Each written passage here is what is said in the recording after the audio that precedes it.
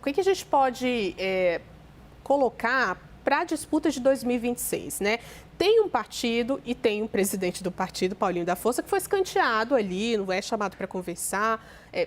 tentou ali participar da transição, né, no começo do governo do presidente Lula, mas não conseguiu. Mas, ao mesmo tempo, tem um movimento do Centrão sobre como é que vai ficar essa disputa em 2026. Exato, né, Ju? E o que a gente percebe é um aumento do tom. Essa entrevista de Paulinho da Força, aqui ao Bastidores CNN, ela vem num tom bastante duro, inclusive, e denota exatamente essa insatisfação. E não só, tem recados que são dados de uma forma bem clara e com destinos específicos. O ministro da Fazenda, Fernando Haddad, é um deles. Vale a gente lembrar que há algumas semanas, houve aquela manifestação bastante dura do presidente do PSD, Gilberto Kassab, que indicou que o presidente Lula não seria vitorioso nas eleições do ano que vem e ainda chamou o ministro Fernando Haddad de um ministro fraco. Ou seja, a gente percebe que exatamente em meio a discussões a respeito do cenário econômico do país, há essa perspectiva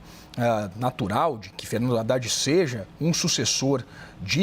do presidente Lula, né, como uma grande liderança do PT, mas de fato o que a gente percebe é uma dificuldade do governo em conseguir trazer, principalmente esses partidos do centro e do centrão, para a sua base de uma forma mais ostensiva. Vale te destacar, Ju, por exemplo, que nessas conversas, por exemplo, a respeito de reforma ministerial, há caciques já rejeitando cargos importantes no governo, exatamente porque não querem uma associação direta ao governo Lula, com essa perspectiva de uma certa liberdade para consolidar alianças em 2026, não dependendo somente da chapa que vai ser lançada pelo governo, seja o presidente Lula, seja, por exemplo, o nome de Fernando Haddad. O que a gente percebe de fato é uma dificuldade muito grande do governo em manter esse diálogo e fazer essas costuras, mesmo que de ocasião, sem essa perspectiva de 2026, por causa dessa preocupação já presente entre esses partidos, primeiro da viabilidade do ponto de vista eleitoral de uma candidatura do PT depois desse terceiro mandato de Lula. Segundo, com essa possibilidade também, a gente sabe, né, tem muitos partidos que agem de uma forma mais fisiológica, de negociar, por exemplo, com uma chapa bolsonarista. Então, o que a gente acompanha ainda depois das eleições de 2024, quando a gente viu, por exemplo, partidos como o próprio PSD,